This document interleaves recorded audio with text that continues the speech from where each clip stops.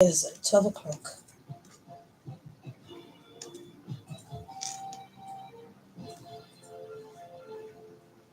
Good afternoon. Here is the media news on OGBC. I am Bolaji is the first major items. The federal government is reassuring of improved economy, just as it has unveiled plan to crash the rise in food prices. In Zimbabwe, cabinet has supported proposed legislation to end death penalty. The current administration at the center says its policies are yielding the desired results, assuring of positive economy in the days ahead. The Minister of Finance and Coordinating Minister of the Economy, Mr. Wale Edu, stated this on Tuesday when he appeared at the sectorial debate organized by the representatives for the finance sector alongside his budget and national planning counterpart, Alhaji Atiku Bagudu, Central Bank of Nigeria (CBN) Governor Mr. Olayemi Cardoso and the Federal Inland Revenue Service Chairman Mr. Zach Adedeji. The minister assured of an imminent drop in the high cost of living and inflation, reiterating President Bola Tinubu's commitment to protecting the poorest and the vulnerable.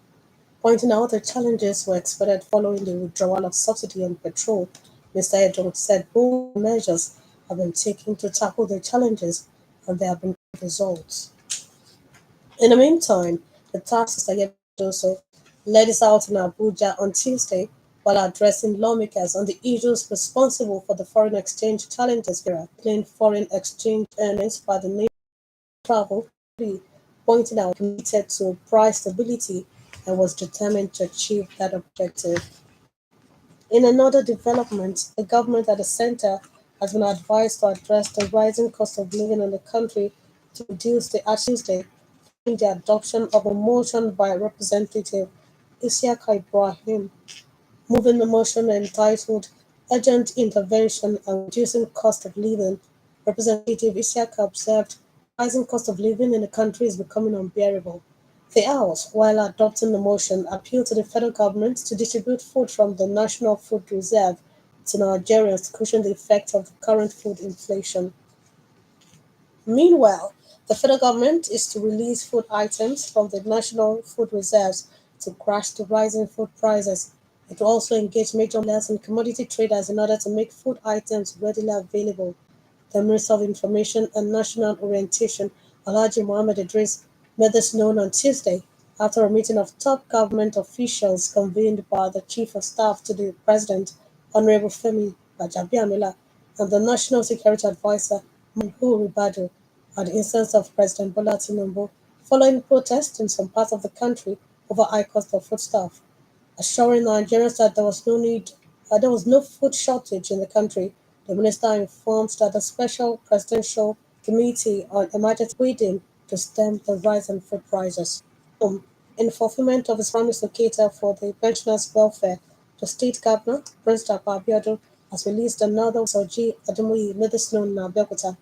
He explained that the money which was released 14, the list as well as the outstandings of basic rent and transport allowance for senior citizens, noting that the gesture would go a long way in bringing positive impact to the lives of the pensioners. The state government has in the last 6 months released about 1.7 billion naira for the senior citizens. You're listening to the media news on OGBC 9 point in abolishing capital punishment in the Southern African country. Information Minister Jeffan Musweri on Tuesday said that the cabinet's decision was made following countrywide consultations. Should Parliament approve the bill, life imprisonment will serve as a maximum sentence. President Emerson Mnangagwa has previously criticized capital punishment. He was sentenced to death in 1965 following Mr. Mnangagwa's death sentence was, however, commuted after his lawyers argued that he was underage. Three opposition Senegalese opposition members of the parliament have been arrested in the fight from Parliament Pastef Mr. El Malik Ndiaye told newsmen that the three lawmakers from the opposition coalition were arrested on Tuesday.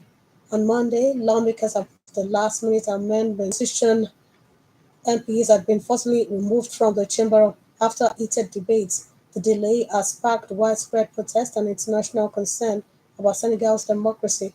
which was among the most stable in the region. A Ghanaian member of the parliament, Farouk Mahama, prison attacks. Mr. Mahama and his entourage were reported to have attacked Mohamed Awira, who works for Accra-based CCTV, while he was covering a political event involving the MP's New Patriotic Party in Yaba, northern Ghana. The MP allegedly slapped and kicked the journalist without provocation while he was covering chaos that erupted during the party's primaries. A police officer and election officer were also attacked, but were later rescued by military personnel who were called to the scene. Ukrainian authorities says Russian missile strikes hit Kiev and other cities this Wednesday morning, causing at least three deaths. A downed Russian missile had damaged power lines, and that some households in the city were without electricity. One man was reported to have been killed in the eastern city of Mykolaiv. The whole country was put under air alert around 4 o'clock GMT. It had been reported that several explosions were heard in Kiev, and Mayor Klitschko said there were fires in apartment blocks, urged residents to stay in shelters. News clash between Norwich and Bafana. According to him, the Super Eagles will play the match as if it were a final match, adding that they are not banking on previous results or the advantage Nigeria has over the South Africans.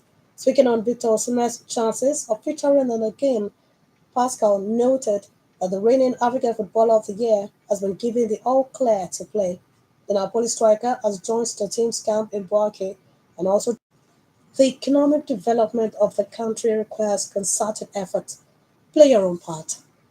To end the media news, another look at the major items. The Minister of Finance and Coordinating Minister of the Economy, Mr. Wale Edun, while appearing before the House of Representatives on Tuesday, assured Nigerians of a positive economy in the days ahead. Addressing newsmen, said the federal government will release food items from national food reserves to crush the rising food prices. From other lands, you heard that Zimbabwe's cabinet was supported proposed legislation to end the death penalty in the country. The media news was edited by Chris Ogu and broadcast from OGBC Abeokuta.